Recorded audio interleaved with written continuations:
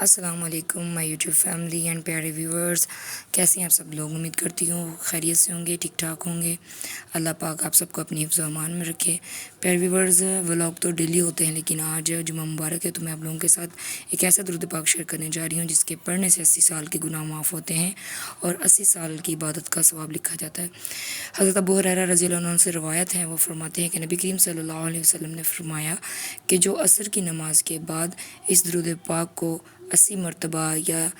81 مرتبہ پڑھتا ہے تو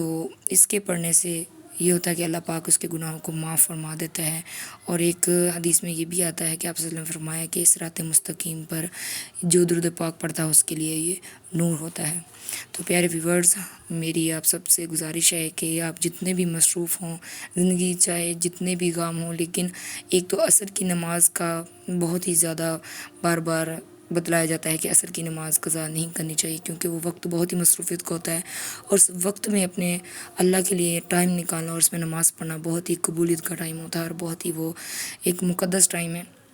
کہ انسان اپنے رب کے لیے ٹائم نکال کے اس میں نماز پڑھتا ہے۔ اور اسی مقدس اور اسی اعلیٰ درجے کی جو نماز ہے ہماری، اسی میں پھر اس درود پاک کے ورد کرنے کا بتایا گیا ہے کہ اس درود پاک کو اسی نماز کے بعد پڑھنا ہے، عصر اور عشاء کے درمیان اس کو پڑھ لینا ہے۔ تو اس کے پڑھنے کا طریقہ پیارے ویورز یہی ہے کہ آپ نے 4 رکعت نماز فرض ادا کر کے اسی جگہ جہاں پر آپ نے نماز پڑھی ہے وہیں پر بیٹھ جائیں، اور اس کو 80 مرتبہ آپ نے پڑھنا ہے۔ اور پڑھنے کے دوران آپ نے کسی سے کوئی کلام نہیں کرنا ہے، کوئی بات نہیں کرنا ہے۔ جب تک آپ درود پاک کا ورد کر رہے ہیں تب تک آپ نے کسی سے کوئی بات نہیں کرنی ہے، اور درود پاک پڑھنے کے بعد خشوع و خضوع کے ساتھ اور رو کے گڑ گڑا کے دعا مانگنی ہے کہ اللہ پاک ہمارے جتنے بھی گناہ ہیں ان سب کو معاف فرمائے، کیونکہ بہت ہی گناہ گار ہیں، خطا کار ہیں، پھر بھی اپنے یا رب تیری جو ہے رحمت اس کے طلبگار ہیں، اور تیرے پیارے محمد مصطفیٰ صلی اللہ علیہ وسلم کے امتی ہیں۔ تو اللہ پاک ان کے قدموں کے صدقے اور ان کے امتی ہونے کی وجہ سے ہماری بخشش فرمائے۔ اس درود پاک کے بہت ہی درجات ہیں، بہت ہی فضائل ہیں، تو اس کو درود ابن کثیر کہا جاتا ہے، اور اس کے پڑھنے سے